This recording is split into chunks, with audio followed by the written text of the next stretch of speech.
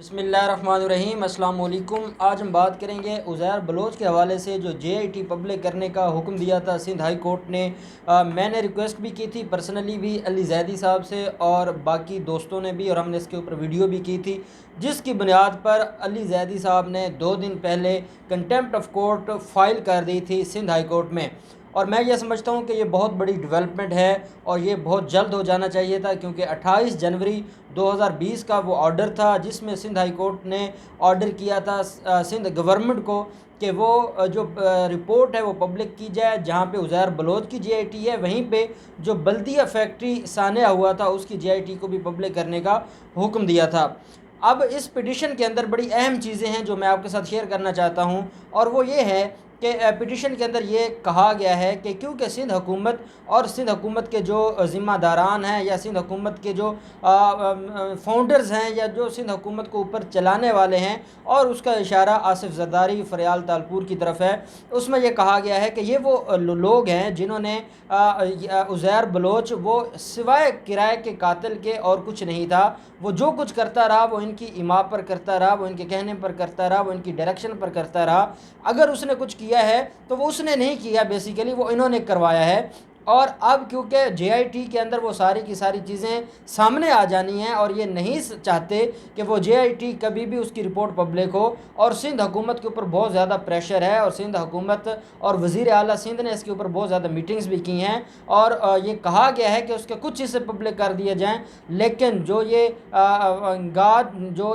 آصف زرداری اور Faryal Talpur and company ہے وہ کچھ حصے بھی اجازت نہیں دے رہے کہ کچھ حصے بھی اس کے پبلک کیے جائیں، کیونکہ وہ رپورٹ پہلے صفحے سے لے کر آخری صفحے تک وہ صرف اور صرف آصف زرداری، فریال تالپور اور جو پاکستان پیپلز پارٹی کی مین لیڈرشپ ہے ان کے اوپر سوالات بھی اٹھاتی ہے، اور ان کی طرف اشارہ کرتی ہے، جو یہ بتاتا ہے کہ جو کچھ ہوتا رہا ہے وہ سارا کا سارا ان کی ایما پر ہوتا رہا ہے۔ اب جو کنٹیمپٹ آف کورٹ ہے اس میں بیسیکلی جو چیف منسٹر ہے سندھ کا، اس کی ذمہ داری ہے یا چیف سیکرٹری کی ذمہ داری ہے کہ وہ اس رپورٹ کو پبلک کرے، کیونکہ جب تک چیف منسٹر کا آرڈر نہیں ہوگا چیف سیکرٹری نہیں کرے گا، اور اگر اب رپورٹ پبلک نہیں ہوگی اور رپورٹ پبلک ہونے میں کسی طرح کی رکاوٹ پیدا ہوگی تو وزیر اعلیٰ سندھ کو گھر جانا پڑ جائے گا، اور وزیر اعلیٰ سندھ کو یہ بھی اس کے علم میں ہونا چاہیے کہ اس کے گھر جانے سے یا اس کی قربانی دینے سے بھی مسئلہ حل نہیں ہوگا۔ مسئلہ تب حل ہوگا جب یہ اب عدالت کے آرڈر کو ہر حال میں اس کے اوپر عمل درآمد کریں گے۔ اگر تو ان کو کسی طرح کی کوئی پرابلم تھی اور یہ سمجھتے تھے کہ یہ اس آرڈر کے اوپر عمل درآمد نہ کریں اور اس آرڈر کو نہ مانیں، تو یہ اس آرڈر کو چیلنج کر سکتے تھے سپریم کورٹ میں 28 جنوری کے آرڈر کو، اور سپریم کورٹ میں چیلنج کرنے کے بعد یہ وہاں سے اس کو سسپینڈ کروا لیتے ان آرڈرز کو، یا سٹے لے لیتے۔ اب وہ تو ہوا نہیں۔ انہوں نے کیا کیا؟ انہوں نے جو سندھ ہائی کورٹ کے آرڈرز تھے ان کے اوپر دھیان ہی نہیں دیا کہ وہ کسی عدالت کا آرڈر ہے یا وہ کسی آنریبل کورٹ کا یا کسی سپیریئر کورٹ کا آرڈر ہے۔ انہوں نے یہ سمجھا کہ وہ کوئی سول جج کا آرڈر ہے، اور ہم اس کو اگر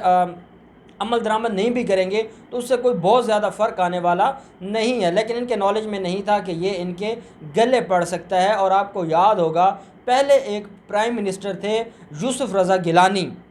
جنہوں نے آصف زرداری کو بچانے کے لیے کنٹیمپٹ آف کورٹ کی تھی، اور اس کنٹیمپٹ آف کورٹ میں اس کو چند سیکنڈز کی سزا ملی تھی، اس بنیاد پر اس کو گھر جانا پڑ گیا تھا۔ اور یہ اب جو وزیر اعلیٰ سندھ ہیں اگر تو وہ یہ سمجھتے ہیں کہ وہ اپنی وفاداری اسٹیٹ سے زیادہ یا عدالتوں یا اداروں سے زیادہ اپنی وفاداری اپنے جو ان کے گاڈ فادر ہیں ان کے ساتھ نبھانا چاہتے ہیں، تو پھر تو ان کو ہمیشہ کے لیے ڈسکوالیفائی ہونا پڑے گا اور ان کی چھٹی ہو جائے گی۔ اور اگر یہ سمجھتے ہیں کہ نہیں میں کہیں نہ کہیں کچھ حصے پبلک کر دوں، یا میں اس کو یہ فورجڈ کر سکتے ہیں، اس کے اندر یہ ہیرا پھیری کر سکتے ہیں۔ اب ہیرا پھیری اس لیے ان کے بس میں نہیں رہی کیونکہ اس کے اندر مختلف اداروں کے بھی لوگ تھے، جس میں آئی ایس آئی کے لوگ تھے، ایم آئی کے لوگ تھے، تو وہ اور ایف آئی اے کے لوگ تھے، تو وہ ہیرا پھیری اب ان کے بس میں رہی نہیں تو یہ کب کے کر چکے ہوتے، یہ ہیرا پھیرا کرنے میں تو یہ ماہر ہیں۔ اب ان کے ساتھ ہونا یہ ہے کہ جو اس کیس کے اندر بڑی اہم جو ڈیولپمنٹ ہونی ہے وہ یہ ہونی ہے کہ وزیر اعلیٰ سندھ پبلک نہیں کریں گے، وزیر اعلیٰ سندھ کو گھر جانا پڑے گا، اور اگر ان کی جگہ کوئی نیا وزیر اعلیٰ آ جاتا ہے اور وہ بھی پاکستان پیپلز پارٹی کا ہوگا تو وہ کیا کرے گا؟ کیا وزیر اعلیٰ سندھ کے جانے سے وہ آرڈر ختم ہو جائے گا؟ کیا ایک ہی شخص کے خلاف کنٹیمپٹ آف کورٹ ہوگی اور وہ آرڈر ختم ہو جائے گا؟ ایسا نہیں ہے. جو بھی وزیر اعلیٰ آئے گا اگر یہ ریزائن کر دیتا ہے اور یہ کنٹیمپٹ آف کورٹ کی پروسیڈنگز میں جا کر رپورٹ پبلک نہ کرنے کا کہتا ہے تو اس کی چھٹی ہو جائے گی. تو جو وزیر اعلیٰ آئے گا اس کو کرنی پڑے گی، کیونکہ وہ آرڈرز جو ہائی کورٹ کے آرڈرز ہیں وہ فائنلٹی اٹین کر چکے ہیں. اب یہ اس طرح ان کی جان بچنے والی نہیں ہے، ان کو ہر حال میں وہ پبلک کرنا پڑے گی. اب عزیر بلوچ کے حوالے سے میں نے پہلے بھی آپ کو بتایا تھا 54 کیسز تو وہ ہیں جو اس وقت درج ہو چکے ہیں، اور ساتھ یہ بھی ایک جو آنے والے دنوں میں ہمیں نظر آ جائے گی. جو عزیر بلوچ کی ماں نے ایک پٹیشن فائل کی تھی اور اس کے اندر اس نے یہ خدشہ ظاہر کیا تھا کہ میرے بیٹے کو جو 3 سال آرمی نے اپنی تحویل میں رکھا ہے، ان کو ملٹری کورٹ سے بھی کنوکشن ہوئی ہے، سزا ہو گئی ہے ملٹری کورٹ سے، لیکن اس کی کاپی ہمیں نہیں دی گئی، وہ ججمنٹ ہمیں نہیں دی گئی. تو جب تک ججمنٹ ہمارے سامنے نہیں ہوگی ہم اس کے اوپر ہائی کورٹ میں اپیل نہیں فائل کر سکتے. اس لیے اس کی ماں نے یہ ایک پریئر کی تھی کہ ایک تو ججمنٹ کی کاپی بلوائی جائے، ساتھ وہ جو آرڈرز ججمنٹ کے اندر ہوئے ہیں یا وہ جو ان کے خلاف کنوکشن ہوئی ہے اس کو سیٹیسفائڈ کیا جائے، اور ساتھ کہا گیا کہ اس کیس کا سارا ریکارڈ طلب کیا جائے. اب وہ بھی یہ کیونکہ ورکنگ ڈے سٹارٹ ہو گئے ہیں تو یہ آنے والے 1-2 دن میں اس کے اوپر بھی کارروائی ہوگی، اور عدالت دیکھتی ہے کہ کیا وہ پریلیمنری اس کو ڈسمس کرتی ہے، کیونکہ یہ پریزمپشن ہے اور پریزمپشن کی بنیاد پر کیسز نہیں چلائے جا سکتے. وہ پرزیوم کر رہی ہے کہ ایسا ہو سکتا ہے. اب دیکھتے ہیں کہ سندھ ہائی کورٹ ان کی درخواست کو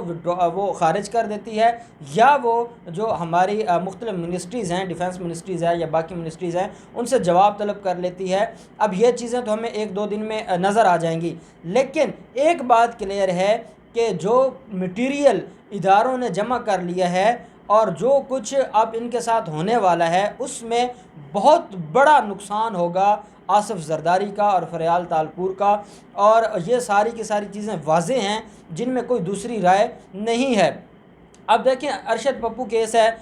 5 مرڈرز ہیں، ان 5 مرڈرز میں فرد جرم عائد ہونا ہے، اور کافی عرصہ سے یہ فرد جرم کی کارروائی کو رکوائے ہوئے ہیں، لیکن اب لاسٹ ڈیٹ ان کو دی گئی تھی کہ اس کے اوپر یہ فرد جرم عائد ہوگی. اگر اس کے اوپر فرد جرم عائد ہو جاتا ہے تو یہ جو لیاری گینگ ہے، کیونکہ اس وقت 2 طرح کی طاقتیں تھی لیاری میں، ایک یہ ارشد پپو لوگ تھے اور پھر ایک ایمرجنگ طاقت تھی یہ عزیر بلوچ کی، جس کے اوپر ہاتھ رکھا ہوا تھا پاکستان پیپلز پارٹی نے. اور جب ان کو مار دیا گیا اور قتل کر دیا گیا ارشد پپو اور اس کے بیٹے کو اور باقی ساتھیوں کو، تو اس کے بعد جو ایک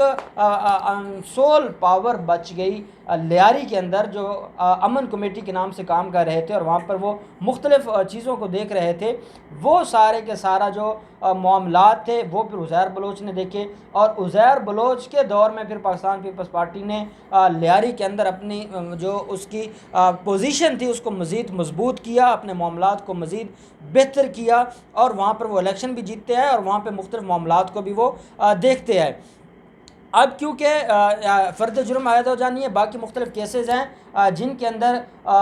جو کارروائیاں ہیں وہ چل رہی ہیں، جو باقی ان کے ساتھ کو اکیوز تھے ان کے خلاف ایویڈنسز آ گئی ہیں، ان کے جو کیسز ہیں وہ اپنے اختتامی مراحل کی طرف ہیں. اب کیونکہ جب بھی کوئی ملزم یہ آرمی کی تحویل میں تھا، عدالت میں پیش نہیں ہو رہا تھا، تو اس کی حد تک کیس کو روک دیا گیا تھا اور اس کی حد تک جو اس کا کیس تھا اس کو داخل دفتر کر دیا گیا تھا. اب جب دوبارہ جو اتھارٹیز ہیں، سول اتھارٹیز ہیں، جیل اتھارٹیز ہیں، انہوں نے پیش کیا ہے تو ساتھ ایک اپلیکیشن دی ہے کہ جو اس کے خلاف ریزیوم کیا گیا تھا ٹرائل کو، اس کو دوبارہ ری اوپن کیا جائے اور اس کو سٹارٹ کیا جائے. اب اگر باقی لوگوں کو سزا ہو جاتی ہے اور باقی وہ لوگ ہیں جو اس کے ساتھ ابیٹرز تھے یا اس کی اس گینگ کا حصہ تھے، تو وہ سزا کا اثر اس کے اوپر بھی پڑے گا. اور اگر وہ سزا ہو جاتے ہیں تو پھر ایک بات آپ نے یاد رکھنی ہے، میں نے پہلے بھی کئی دفعہ بتایا تھا کہ ذوالفقار علی بھٹو نے جب قصوری کے قتل میں اس کو پھانسی دی گئی تھی تو ذوالفقار علی بھٹو صاحب نے خود نہیں مارا تھا، بلکہ اس کے خلاف جو الیگیشن تھا وہ سیکشن 109